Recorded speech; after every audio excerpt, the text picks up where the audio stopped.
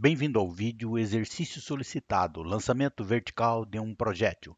O enunciado do exercício solicitado é o seguinte: uma pequena esfera é lançada verticalmente para cima, a partir do nível do solo, com uma velocidade inicial de 50 metros por segundo.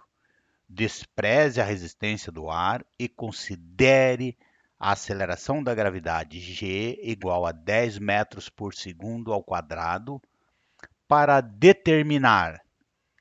Esta figura aqui não era parte do enunciado, eu coloquei aqui para esclarecer. Olha, a esfera é lançada a partir do nível do solo com uma velocidade inicial na vertical. Portanto, no item A, pergunta-se, ou pede para escrever as funções horárias do movimento. Olha, a velocidade vai ser igual à velocidade inicial aqui na vertical, menos, o sinal menos aqui é porque a velocidade aponta para cima e a aceleração da gravidade aponta para baixo, menos g vezes t, onde t representa o instante considerado. Neste caso, a função horária da velocidade é substituir este valor aqui, o valor da velocidade inicial e o valor da aceleração, que é a aceleração da gravidade. Portanto, a função horária do movimento, a função horária da velocidade, vai ser de 50, que é a unidade dada em metro por segundo, menos 10, sendo que a unidade aqui é metro por segundo ao quadrado. Aqui está a função horária da velocidade.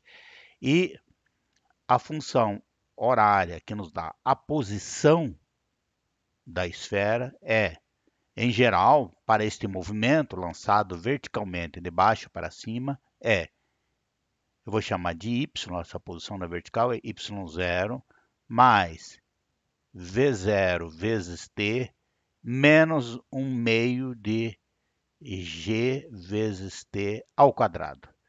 Novamente, substituímos os valores. Ela é lançada a partir do solo. E aqui é o nível, portanto, y0 é zero. Então, fica y é igual a zero mais 50 vezes t, 50 é a velocidade inicial, menos 1 meio de 10 vezes t ao quadrado. Então, finalmente, eu posso escrever a função horária que dá a posição vertical da esfera em função do tempo. Então, fica y é igual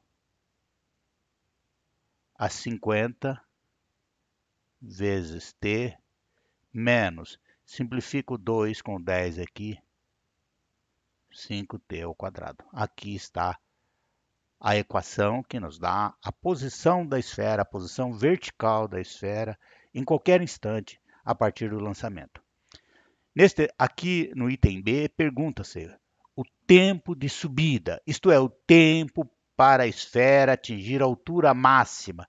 Esta figura aqui ilustra muito bem. Ó, na altura máxima, a velocidade da esfera é zero. Então, para determinar o tempo de subida, eu escrevo aqui esta equação, aqui, olha, colocando zero. Zero igual a 50 menos 10 vezes o tempo, agora esse tempo é o tempo de subida. Então, aqui é zero, pois na altura máxima a velocidade da esfera é zero.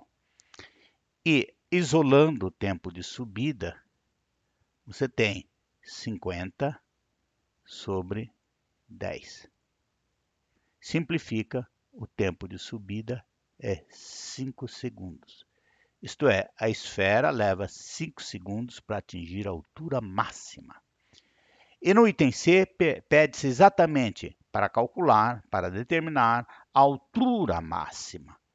Olha, a altura máxima é a distância vertical que a esfera percorre até ela ter uma parada instantânea aqui para depois começar a cair. Então, eu pego esta equação aqui, olha, e escrevo, no lugar do y, escrevo altura máxima. A altura máxima, nesse caso, é 50 vezes o tempo de subida agora, o tempo. Para ter a altura máxima, eu tenho que colocar aqui o tempo de subida. E o tempo de subida é 5 segundos. Menos 5 vezes, aqui novamente, é o tempo de subida ao quadrado. Então, vai ser 5 elevado ao quadrado. Aí eu tenho que a altura máxima é igual a 50 vezes 5 é 250, menos 250, menos 5 vezes 5 ao quadrado é 25. Isto vai dar 250 menos 125. Portanto, a altura máxima atingida pela esfera é de 250 menos 125, 125, e eu tenho que colocar aqui, não esquecer da unidade, 125 metros. Esta é a altura máxima atingida pela esfera. No item D, em t igual a 6 segundos, contado a partir do instante do lançamento, a posição da esfera em relação ao solo e o sentido do seu movimento. Olha, o tempo, eu quero saber a posição. Então, o tempo é 6 segundos. Eu simplesmente pego esta equação, olha, y é igual a 50 vezes t menos 5 vezes t ao quadrado. E escrevo a altura que ela vai dar. Quando o instante for a altura y, essa distância vertical em relação ao solo.